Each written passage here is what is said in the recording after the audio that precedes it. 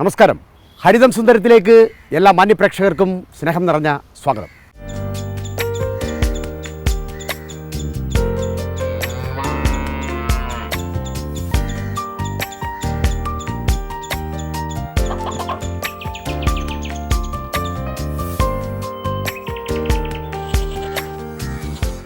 ധരണി എന്നാൽ ഭൂമി എന്നാണ് അർത്ഥം.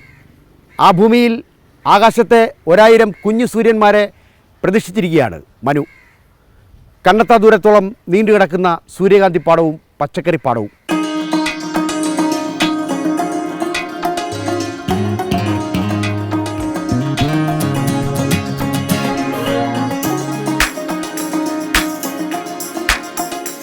ദേശീയപാതയുടെ ഓരത്ത് ഏനാത്ത് ആയിരങ്ങളെയാണ് മനുവിൻ്റെ പച്ചക്കറിപ്പാടം ആകർഷിക്കുന്നത്.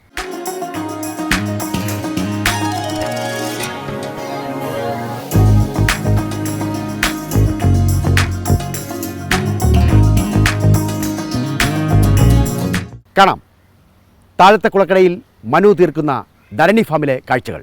ഹരിതം സുന്ദരം. ഒറ്റയിനം പൂക്കൾ കൊണ്ട് ഒരു വസന്തകാലം തീർക്കാൻ കഴിയുമോ? 1000 ശലഭങ്ങൾ ഒരു പാടത്തേക്കെത്തുമോ? 100 വണ്ടുകൾ തേൻ നുകരാനെത്തുമോ? അതെല്ലാം കണ്ട് കൺകുളിർക്കണമെങ്കിൽ കുളക്കടയിലെത്തണം. കൊല്ലത്തെ ഏനാത്ത് കുളക്കടയിലുണ്ട് ഒരു വലിയ സൂര്യകാന്തിപ്പാടം.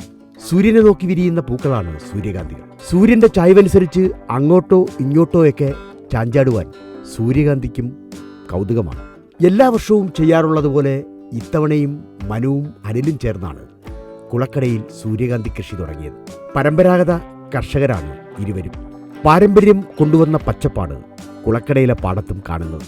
ഏനാത്ത് മാത്രമല്ല, കല്ലടയിലും ഉപ്പൂടും ഒരീക്കലുമൊക്കെ മനുവിനും അനിലിനും കൃഷിയുണ്ട്. ഒക്കെയും പാട്ടത്തിനെടുത്ത് ചെയ്യുന്നവ. പാട്ടക്കരാർ പലപ്പോഴും നഷ്ടമാണെങ്കിലും ചിലയിടങ്ങളിൽ നന്നായി വിജയിക്കും. ഒറ്റ കൃഷിയിടം മറ്റെല്ലാ നഷ്ടവും തീർത്തുകൊള്ളും. അങ്ങനെയുള്ള ഒന്നാണ് കുളക്കടയിലേത്. കാരണം മറ്റൊന്നുമല്ല, ഏനാത്ത് ദേശീയപാത ഓരത്താണ് കൃഷിഭൂമി. കാൽനടക്കാരും യാത്രക്കാരുമൊക്കെ ആ പാടത്തേക്കൊന്ന് നോക്കിയാൽ അല്പനേരം നിൽക്കും. പിന്നീട് പടവുകളിറങ്ങി താഴേക്ക് ഇറങ്ങി വരും. സൂര്യകാന്തിയുടെ പീതക്കുളിർ കണ്ണിൽ കോരി നിറയ്ക്കും. സെൽഫിക്ക് വേണ്ടി സെൽഫിയും, ഫോട്ടോ പോയിന്റ് ആണെങ്കിൽ അങ്ങനെയും.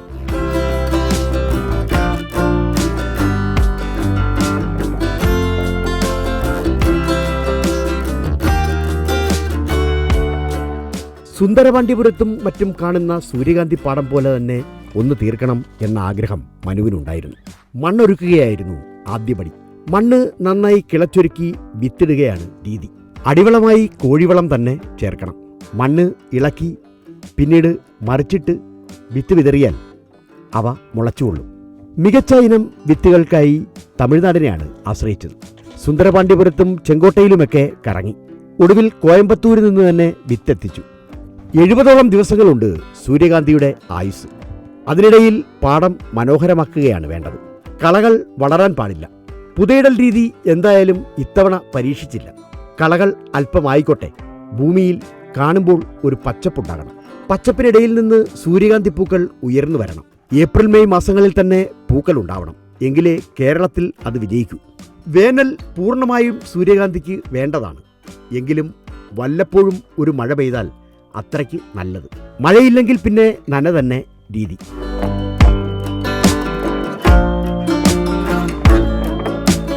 നന്നായി വാരം കോരി തന്നെയാണ് സൂര്യകാന്തി നട്ടത്. വാരങ്ങൾ തമ്മിൽ 1.5 മീറ്റർ അകലം നിലനിർത്തി. വാരങ്ങളുടെ ഒത്ത നടുവിൽ തന്നെ പിള്ളക്കുഴികൾ തീർത്തു. 2 അടി അകലത്തിലാണ് സൂര്യകാന്തി നടിയിൽ. 45-ാം ദിവസം തന്നെ സൂര്യകാന്തി പൂവിട്ട് തുടങ്ങും. പിന്നീട് 55-ാം ദിവസം മുതൽ 70-ാം ദിവസം വരെ വലിയ വൃത്തത്തിലുള്ള പൂക്കൾ ഉദിച്ചുയരും. സൂര്യനെ നോക്കിയാണ് സൂര്യകാന്തിയുടെ മുഖം മിനുങ്ങുന്നത്. 70ഓളം ദിവസങ്ങൾ കൃത്യമായി വിരിഞ്ഞു നിൽക്കും പൂക്കൾ. നടുവിൽ മനോഹരമായ അല്ലികളുള്ള മെത്തയുണ്ട്. അതിലേക്കാണ് പൂമ്പാറ്റകളും തേനീച്ചകളും പറന്നെത്തുക. ഒക്കെയും ഹൈബ്രിഡ് വിത്തുകളായതുകൊണ്ട് കൃഷിയിൽ പേടി വേണ്ട. നട്ടാൽ മുളയ്ക്കുന്നത് തന്നെ ഹൈബ്രിഡ് വിത്തുകൾ. 2.5 ഏക്കർ പറമ്പ് നിറയ്ക്കാൻ 2 കിലോ വിത്തെങ്കിലും വേണം. കിലോയ്ക്ക് 600 രൂപയോളം വിലയുണ്ട്. ഭംഗി മാത്രമല്ല സൂര്യകാന്തി പൂക്കൾ 70ഓളം ദിവസങ്ങൾ പിന്നിട്ടാൽ പിന്നീട് ശോഭ മങ്ങും. അപ്പോഴേക്കും ഇതളുകൾ പൊഴിഞ്ഞ് അല്ലികൾ മാത്രമാകും. അല്ലികൾ നേർത്ത ഇരുണ്ട നിറത്തോടുകൂടി കറുക്കും. അപ്പോഴേക്കും വിത്തുകൾ കൂടകളിൽ നിറഞ്ഞു നിൽക്കും. പിന്നീട് കാണ്ടമിറുത്ത് ചെറുതായൊന്ന് തട്ടുകയേ വേണ്ടൂ. വിത്തുകൾ താനെ വീണുകൊള്ളും. മികച്ച പക്ഷിത്തീറ്റയാണ് സൂര്യകാന്തിക്കുരു. അരുമപ്പക്ഷികൾക്കായി ഏറ്റവും സ്വാദിഷ്ടമായ തീറ്റ. സൂര്യകാന്തിക്കുരുവിൽ ജീവകങ്ങളും ധാതുലവണങ്ങളും ധാരാളമുണ്ട്. കൊഴുപ്പിനായി സൂര്യകാന്തി എണ്ണയുമുണ്ട്. പക്ഷികൾക്ക് അധരസൗന്ദര്യവും മേനി സൗന്ദര്യവും വർദ്ധിക്കുവാൻ സൂര്യകാന്തിക്കുരുക്കൾ നൽകാം. അങ്ങനെയാണ് സൂര്യകാന്തിക്കുരു വിപണി പിടിച്ചെടുക്കുക. സൂര്യകാന്തി എണ്ണ മറ്റൊരു ഉൽപ്പന്നമാണ്. സൂര്യകാന്തിക്കുരു ആട്ടിയാണ് സൂര്യകാന്തി എണ്ണ ഉണ്ടാക്കുക. 10 കിലോ സൂര്യകാന്തിക്കുരുവിന് 1 കിലോ ശർക്കര കൂടി ചേർന്നാൽ അതിലെ അഴുക്കുകളെല്ലാം മാഞ്ഞ് ആട്ടുമ്പോൾ ശുദ്ധമായ എണ്ണ പുറത്തുവരും. എണ്ണയ്ക്ക് നല്ല വിലയുണ്ട്. കഫ്സയും കുഴിമന്തിയുമൊക്കെ ഉണ്ടാക്കുവാൻ മികച്ച സൂര്യകാന്തി എണ്ണ തന്നെ വേണം. എണ്ണ മറ്റൊരു വരുമാനമാണ്. സൂര്യകാന്തിയോടൊപ്പം ചെണ്ടുമല്ലിയുടെ കൃഷിയുമുണ്ട്. എന്നാൽ അത് ഇടവിള കൃഷിയല്ല. ഓരം ചേർന്നാണ് ചെണ്ടുമല്ലി കൃഷി. ചെണ്ടുമല്ലിപ്പൂക്കൾക്ക് വേനൽക്കാലത്ത് ഉയർന്ന ഡിമാൻഡുണ്ട്. വേനൽക്കാലത്ത് ചെണ്ടുമല്ലിപ്പൂക്കൾ തീക്ഷ്ണവർണ്ണമുള്ളവരാകും. മഞ്ഞയും ഓറഞ്ചുമൊക്കെ ചെണ്ടുമല്ലിയിലുണ്ട്. ചെണ്ടുമല്ലിയുടെ കൃഷി കൂടുതൽ വ്യാപിപ്പിക്കാൻ ഒരു കാരണം കൂടിയുണ്ട്. പരമ്പരാഗത പച്ചക്കറി കൃഷിക്കാരാണ് മനുവും അനിലുമൊക്കെ. അതുകൊണ്ട് തന്നെ സൂര്യകാന്തിയുടെ ഒരു ഭാഗം തോട്ടം കഴിഞ്ഞാൽ പിന്നീട് പച്ചക്കറി തന്നെ. പച്ചക്കറിയിൽ പ്രധാനം വഴുതനയാണ്. വഴുതന ഒരു ദീർഘകാല പച്ചക്കറി തന്നെ. 8 മാസം മുതൽ 1.5 വർഷം വരെ വഴുതനയ്ക്ക് ആയുസ്സുണ്ട്. വഴുതനയിൽ ശ്വേതയാണ് പ്രധാന ഇനം. കാർഷിക സർവകലാശാല വികസിപ്പിച്ച ഇനമാണ് ശ്വേത. ഹരിത മറ്റൊരിനവും. ശ്വേത പൂർണ്ണമായും വയലറ്റ് നിറമെങ്കിൽ ഹരിതയാകട്ടെ പച്ച നിറമാണ്. ഹരിത വഴുതനയ്ക്ക് അല്പം നീളം കൂടും, ആയുസ്സും. വഴുതനയ്ക്കും വാരം കോരി തന്നെ കൃഷി. മൾച്ചിങ് അഥവാ പുതയിടൽ ഇത്തവണ പൂർണ്ണമായും ഉപേക്ഷിച്ചു. അതുകൊണ്ട് കടുത്ത വേനലിനെ ഒരളവ് വരെ പ്രതിരോധിക്കുവാൻ കഴിയും. ഡ്രിപ്പ് ഇറിഗേഷൻ അഥവാ കൃത്യത കൃഷിയാണ് വഴുതനയിലും സൂര്യകാന്തിയിലുമൊക്കെ പരീക്ഷിക്കുന്നത്. കൃത്യമായ അളവിൽ കൃത്യമായ വെള്ളവും വളവും ചെടിച്ചോട്ടിലെത്തിക്കുക എന്നതാണ് കൃത്യത കൃഷി. ഇതിനായി വെഞ്ചുറി, ഫെർട്ടിഗേഷൻ തുടങ്ങിയ സംവിധാനങ്ങളുണ്ട്. വെള്ളത്തിൽ വളം നേർപ്പിച്ചു ചേർത്താണ് ചെടിച്ചോട്ടിൽ എത്തിക്കുക. സ്ലറിയാണ് പ്രധാന വളം. വേപ്പിൻ പിണ്ണാക്ക്, കപ്പലണ്ടി പിണ്ണാക്ക്, പച്ചച്ചാണകം, ഗോമൂത്രം ഇവയൊക്കെ ചേർന്നതാണ് സ്ലറി. അത് വലിയ ഡ്രമ്മുകളിൽ നന്നായി പുളിപ്പിക്കും. ഒരാഴ്ച പുളിപ്പെത്തിയാൽ പിന്നീട് വലത്തോട്ട് കറക്കി മിശ്രിതത്തെ പൂർണ്ണമാക്കും. അതിനെ നേർത്ത തുണിയിൽ അരിച്ചാണ് വളമാക്കുക. ആ വളമാണ് വെള്ളത്തിൽ ലയിപ്പിച്ച് ചെടിച്ചോട്ടിലെത്തിക്കുക. ഓരോ മിനിറ്റിലും ഇത്ര തുള്ളി എന്നതാണ് കണക്ക്. കടുത്ത വേനലിൽ ആ ഫ്ലോ നിയന്ത്രിക്കുവാൻ മനുവിനും അനിലിനും കൃത്യതയുണ്ട്. കല്ലടയാറിന്റെ ഓരത്താണ് കൃഷിത്തോട്ടമെന്നിരിക്കെ വെള്ളത്തിന് മറ്റെങ്ങും പോകേണ്ടതില്ല. നേരെ പടുതാക്കുളമൊരുക്കി കല്ലടയാറിൽ നിന്നും വെള്ളം ശേഖരിക്കും. ആ വെള്ളമാണ് കൃത്യത കൃഷിക്കായി എത്തിക്കുക. അമരയ്ക്ക അങ്ങനെയൊന്നും വിളയില്ല എന്ന് പൊതുവെ കരുതരുത്. അതിനുമൊക്കെ നല്ല കൈത്തഴക്കമുണ്ട് മനുവിന്. വാരം കോരിയല്ലെങ്കിലും അങ്ങിങ്ങായി അമരകൃഷിയുണ്ട്. വലിയ കുഴികളെടുത്ത് മണ്ണിട്ട് മൂടി തടമെടുത്താണ് അമരയ്ക്ക നടുക. ഒരു തടത്തിൽ 4 വിത്ത് എന്നതാണ് കണക്ക്. വിത്തിടുന്നതിന് മുമ്പ് തന്നെ തടമെടുത്ത് പുളിപ്പ് കളയണം. ഡോളമൈറ്റ് വിതറി ഒരാഴ്ച ഇട്ടിരിക്കും. തുടർന്ന് കോഴിവളവും വേപ്പിൻ പിണ്ണാക്കും എല്ലുപൊടിയും ചേർത്ത് അടിവളം നൽകും. ഒരാഴ്ച നനച്ചാൽ പിന്നീട് വിത്ത് നടാൻ പാകമായി. അടിവളത്തിന്റെ ചൈതന്യം മുകളിൽ വരെ എത്തും. അമര പൂത്തു നിറഞ്ഞ് തിരിതെടുത്ത് നിൽക്കുന്ന കാഴ്ച ധരണി ഫാംസിൽ കാണാം. ഓരോ കൃഷിക്കാലം കഴിയുമ്പോഴും കൃഷിഭൂമി പുതുക്കണം. വളവും വെള്ളവുമൊക്കെ നന്നായി സമന്വയിച്ചാലേ കൃഷി വിജയിക്കൂ. വെയിലും കാറ്റും നനയുമാണ് ഓരോ കൃഷിയിലും വേണ്ടത്.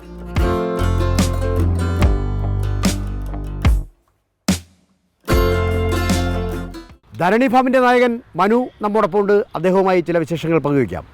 നമസ്കാരം. നമസ്കാരം. മനു, ഇപ്പോൾ ഇവിടെ വരുമ്പോൾ നമുക്ക് കാണുന്നതെന്ന് വെച്ചാൽ ഒരു കൃഷിയുടെ ഒരു കൈത്തഴക്കമാണ്. കാരണം എന്ന് വെച്ചാൽ ഏത് സ്ഥലത്തോട് നോക്കിയാലും ഒരു ഭംഗിയുണ്ട്. ഇത് അങ്ങനെ ചിട്ടയോടെ കൃഷി ചെയ്യാനായിട്ട് മനു പഠിച്ചെങ്ങനെയാണ്? നമ്മളിപ്പോൾ ഒരു 12 വർഷമായിട്ട് കൃഷി ചെയ്യുന്നുണ്ട്. അപ്പോൾ തുടക്ക സമയത്ത് നമ്മൾ ഈ വെറ്റില കൃഷി കാര്യങ്ങളൊക്കെ ചെയ്തുകൊണ്ടിരുന്നു. അപ്പോൾ ആ സമയത്താണ് നമ്മുടെ ഷൈൻ സാറിൻ്റെ തന്നെ ഒരു 50 സംരംഭങ്ങൾ എന്ന് പറയുന്നൊരു പുസ്തകം വായിക്കാനിടയായി. അപ്പോൾ അങ്ങനെ ഇറച്ചിക്കോഴി വളർത്തൽ രംഗത്തേക്ക് വന്നു. പക്ഷേ ഇതിൻ്റെ വേസ്റ്റ്, അതായത് കോഴിക്കാഷ്ടം നമുക്ക് എന്ത് ചെയ്യുമെന്നറിയാൻ വന്നൊരു സമയമുണ്ട്.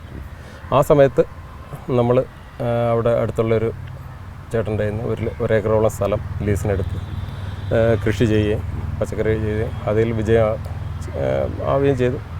അങ്ങനെ കുറേ കാലം കൃഷിയിൽ ഇങ്ങനെ മുന്നോട്ട് പോകുന്ന സമയത്ത് എൻ്റെ സുഹൃത്തായ അനിൽ മംഗല്യ എന്ന് പറയുന്ന കല്ലടയിലുള്ള ഞങ്ങൾ 2 പേരോട് ചേർന്നിട്ട് കല്ലടയിലും തുരുത്തിക്കര, ഇവിടെ എല്ലാം ഒരു 3-4 ഏക്കർ സ്ഥലം ലീസിനെടുത്ത് കൃഷി ചെയ്യുക. അപ്പോൾ അതിൽ നിന്ന് വലിയ കുഴപ്പമില്ല. ആ സമയത്ത് നമുക്കില്ല, കൊറോണ വന്നൊരു സമയമായിരുന്നു. ആ സമയത്ത് ഒരു ഇച്ചിരി പ്രശ്നങ്ങളൊക്കെ ഉണ്ടായി, എങ്കിലും ഇതിൽ നിന്ന് പിന്മാറാൻ തോന്നിയില്ല. അല്ലാതെ ഇതിന് ഒരു നിങ്ങൾക്ക് ഫലപ്രദമായൊരു വിപണി കിട്ടിയോണ്ടല്ലോ ഇത് പിടിച്ചിരിക്കാൻ കഴിയും. തീർച്ചയായിട്ടും. കാരണം ഇപ്പോൾ ആ സമയങ്ങളിലെല്ലാം നമുക്ക് നഷ്ടങ്ങളായിരുന്നു. ഓരോ വർഷവും കണക്ക് കൂട്ടിയാലൊരു 3 ലക്ഷം രൂപ പുറത്ത് നഷ്ടമുണ്ട്.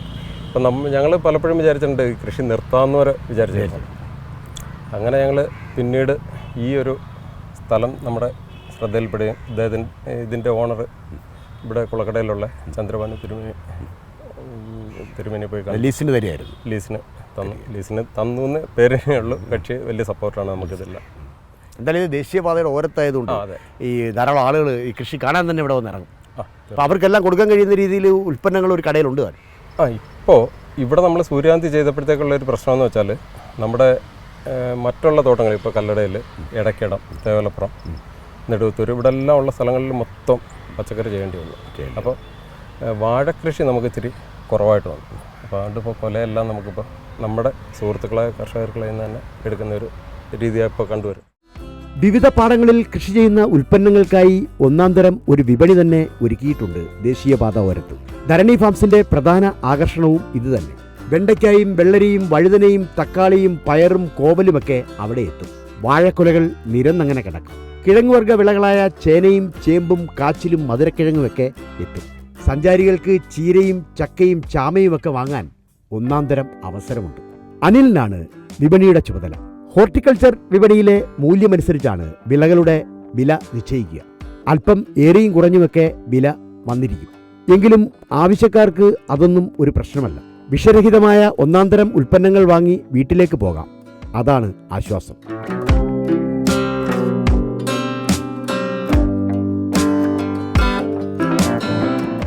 ദേശീയപാതയുടെ ഓരത്ത് ധരണി ഫാംസിൻ്റെ വിൽപ്പനശാലയിലാണ് നമ്മളിപ്പോൾ. അനിലിനാണ് വിൽപ്പനയുടെ ചുമതല. അനിലുമായി ചില വിശേഷങ്ങൾ പങ്കുവയ്ക്കാം. നമസ്കാരം. ഈ ഇങ്ങനെ പാതയോരത്ത് തന്നെ ഇങ്ങനെ ഒരു കട തുടങ്ങിയത് കൊണ്ടുള്ള മെച്ചം എന്താ? പാതയോരത്ത് നമ്മൾ ചെയ്തത് തന്നെ കസ്റ്റമറെ ആകർഷിക്കുക എന്നുള്ളതാണല്ലോ നമ്മുടെ കച്ചവടത്തിൻ്റെ ഒരു വിജയം എന്ന് പറയുന്നത്. അപ്പോൾ അതുകൊണ്ട് നമ്മൾ ഉള്ളിലോട്ട് മാറി ചെയ്തു കഴിഞ്ഞാൽ നമുക്ക് ഒരു കാരണവശാലും വിജയിപ്പിക്കാൻ പറ്റത്തില്ല. അതുപോലെ തന്നെ നമ്മൾ ചെയ്യുന്ന സാധനങ്ങൾ, അതായത് അത്രത്തോളം ക്ലിയർ ആയതുകൊണ്ടാണ് കസ്റ്റമർ കൂടുതലായിട്ട് നമുക്ക് വരുന്നത്. അല്ല, പുതുതായിട്ട് വരുന്ന ഒരാൾക്ക് ഈ കട കാണുമ്പോൾ ഇത് ജൈവ പച്ചക്കറി കടയാണെന്ന് അങ്ങനെ തോന്നും. ഞങ്ങളുടെ ഫാമിലെ, അതായത് ഞങ്ങളുടെ കൃഷി സ്ഥലത്ത് ഉൽപ്പാദിപ്പിക്കുന്ന പച്ചക്കറികളാണ് ഇതിനകത്ത് കൂടുതലും ഉള്ളത്. അപ്പോൾ അതുകൊണ്ട് ആ ഒരു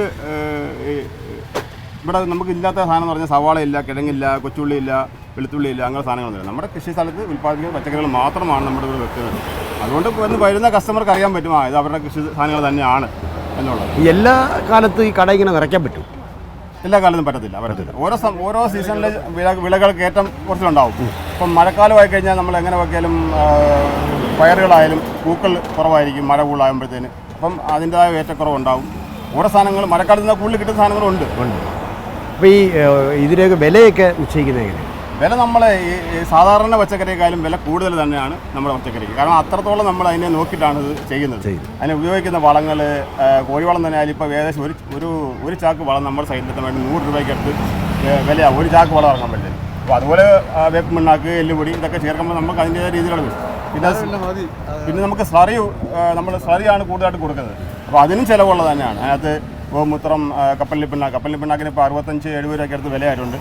അപ്പോൾ അതൊക്കെ വെച്ച് നോക്കുമ്പോൾ കോസ്റ്റ്ലി തന്നെയാണ് ഇതിനകത്ത്. അല്ല, ഇപ്പോൾ ഈ ഇങ്ങനെയുള്ള ഉൽപ്പന്നങ്ങൾ വാങ്ങാൻ ഇപ്പോൾ ധാരാളം ആളുകൾ വരും. ഇഷ്ടംപോലെ ആൾക്കാർ വരുന്നുണ്ട്. നമ്മൾ സ്ഥിരമായിട്ട് നമുക്ക് കസ്റ്റമർ ധാരാളമായിട്ടുണ്ട്. ഒരുപാട് ആൾക്കാർ. അങ്ങനല്ല, ഇപ്പോൾ തക്കാളിക്ക് 20 രൂപയ്ക്ക് പുറം മാർക്കറ്റിലുണ്ട്. ഒരു പക്ഷേ ഇവിടെ വരുമ്പോൾ 90 രൂപ 100 രൂപയാവും. പക്ഷെ എന്നാലും അത് ജൈവ ഉൽപ്പന്നം വാങ്ങണം എന്ന് താല്പര്യപ്പെട്ട് വരുന്നത്. ഒരു പ്രാവശ്യം വാങ്ങിക്കൊണ്ട് പോയിട്ടുള്ളവരെല്ലാം ഇപ്പോഴും പറയുന്നത് നല്ല സാധനം തന്നെയാണ് നമ്മൾ കൊടുക്കുന്നത് എന്നുള്ളത് ആ ഒരു വിശ്വാസം എപ്പോഴും ഉണ്ട്.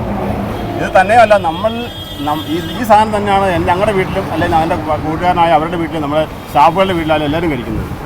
അപ്പോൾ ആ ഒരു വിശ്വാസം നമുക്ക് കൊടുക്കാൻ പറ്റും. പച്ചക്കറിക്കടയിലെ അവശിഷ്ടങ്ങളും ഇലകളുമൊക്കെ ചേർന്ന് ഒന്നാം തരം കമ്പോസ്റ്റ് ഉണ്ടാക്കുന്നുണ്ട്. അതുതന്നെയാണ് ഓരോ കൃഷി കഴിയുമ്പോഴേക്കും ഭൂമിയിൽ വളമായി ചേരുക. ഓരോ ലെയറിനും പ്രത്യേക ഇനോക്കുലം നിറയ്ക്കും. ഒരു പാളി അവശിഷ്ടം, പിന്നീട് ഒരു പാളി ഇനോക്കുലം എന്നതാണ് കണക്ക്.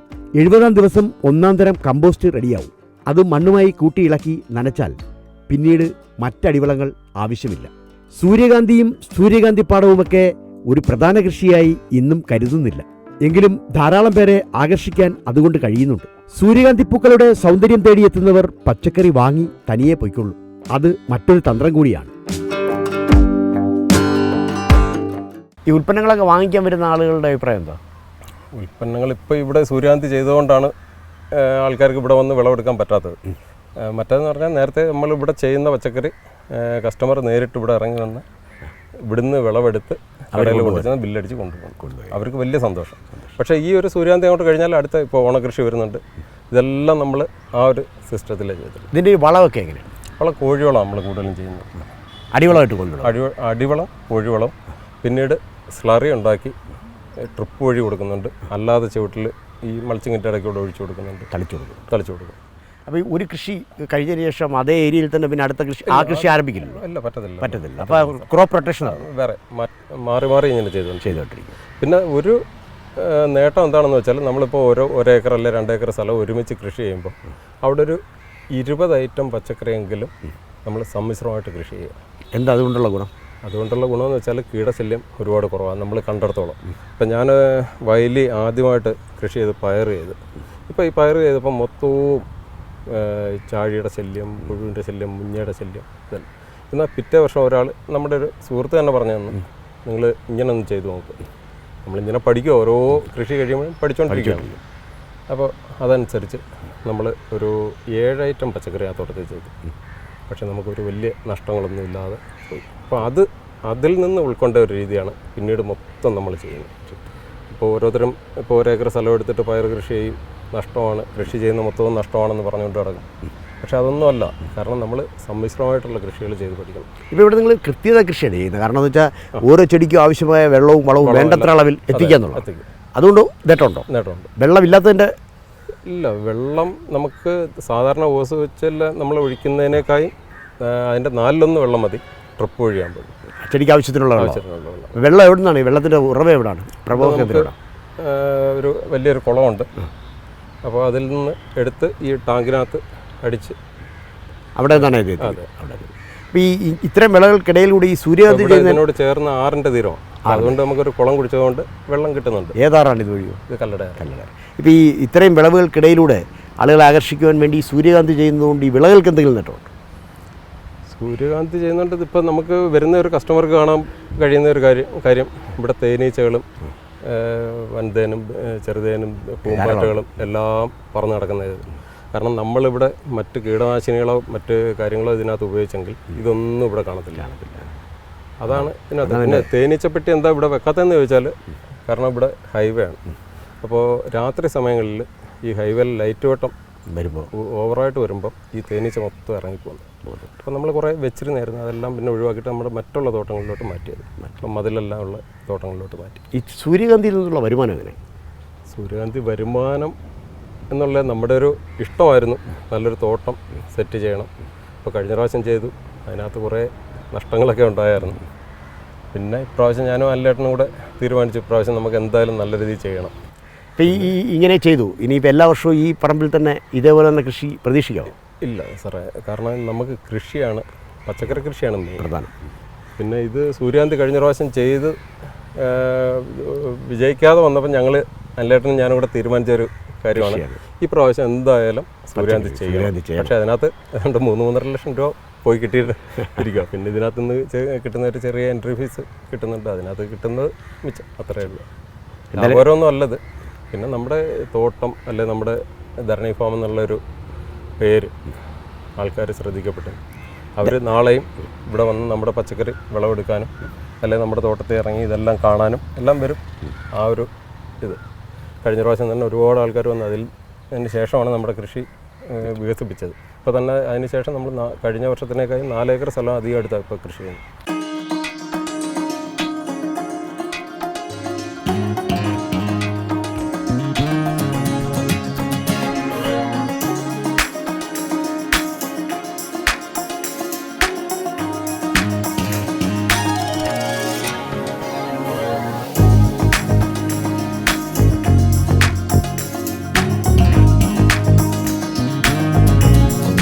ഈ ഭൂമി നിറയെ പൂക്കളാണ്. കാണുന്നവരുടെ കണ്ണിൽ ആ സൗന്ദര്യം എത്ര കൊള്ളും എന്ന് മാത്രമാണ് ഇനി അറിയേണ്ടത്. നേരാം ധരണി ഭവന് ഭാവുകങ്ങൾ.